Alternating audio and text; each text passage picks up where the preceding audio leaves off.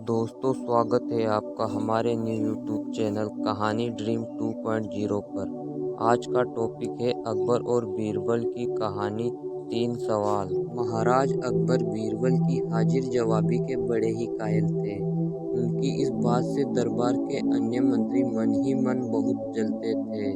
उनमें से एक मंत्री, जो महामंत्री का पद पाने का लोभी था, उसने मन ही मन एक योजना बनाई। उसे मालूम था कि जब बीरबल दरबार के मुख्य सलाहकार के रूप में है, उसकी यह इच्छा कभी पूरी नहीं हो सकती।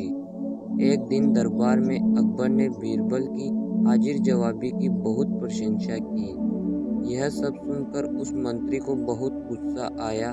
उसने महाराज से कहा कि यदि बीरबल मेरे 3 सवालों का उत्तर सही सही दे देता है तो मैं उसकी बुद्धिमत्ता को स्वीकार कर लूँगा, और यदि नहीं तो इससे यह सिद्ध होता है कि महाराज का चापलूस है। अकबर को मालूम था कि बीरबल उसके सवालों का जवाब जरूर दे देगा, इसलिए उन्होंने उस मंत्री की बात को स्वीकार कर ली। उस मंत्री के 3 सवाल थे, जिसमें नंबर 1 पर था आकाश में कितने तारे हैं, और नंबर 2 पर था धरती का केंद्र कहाँ है, और नंबर 3 पर था सारे संसार में कितने स्त्री और कितने पुरुष हैं। अकबर ने फौरन बीरबल से इन सवालों के जवाब देने के लिए कहा, और शर्त रखी कि यदि वह इन सवालों का उत्तर नहीं जानता है तो मुख्य सलाहकार का पद छोड़ने के लिए तैयार रहे। बीरबल ने कहा, तो सुनिए महाराज।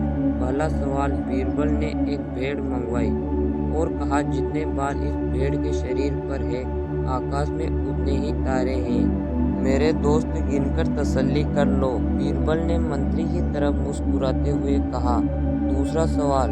बीरबल ने जमीन पर कुछ लकीरें खींची और कुछ हिसाब लगाया। फिर एक लोहे की छड़ मंगवाई गई और उसे एक जगह गाड़ दिया, और बीरबल ने महाराज से कहा, महाराज, बिल्कुल इसी तरह धरती का केंद्र है, चाहे तो आप स्वयं जांच ले। महाराज बोले, ठीक है, अब तीसरे सवाल के बारे में कहो। अब महाराज, तीसरे सवाल का जवाब बड़ा ही मुश्किल है, क्योंकि इस दुनिया में कुछ लोग ऐसे हैं जो ना तो स्त्री की श्रेणी में आते हैं और ना ही पुरुषों की श्रेणी में। उनमें से कुछ लोग तो हमारे दरबार में भी उपस्थित हैं, जैसा कि मंत्री जी। महाराज, यदि आप इनको मौत के घाट उतरवा दे तो मैं स्त्री पुरुष की सही सही संख्या बता सकता हूँ। अब मंत्री जी सवालों का जवाब छोड़कर थर-थर कांपने लगे और महाराज से बोले, महाराज, बस बस, मुझे मेरे सवालों का जवाब मिल गया। मैं बीरबल की बुद्धिमानी को मान गया।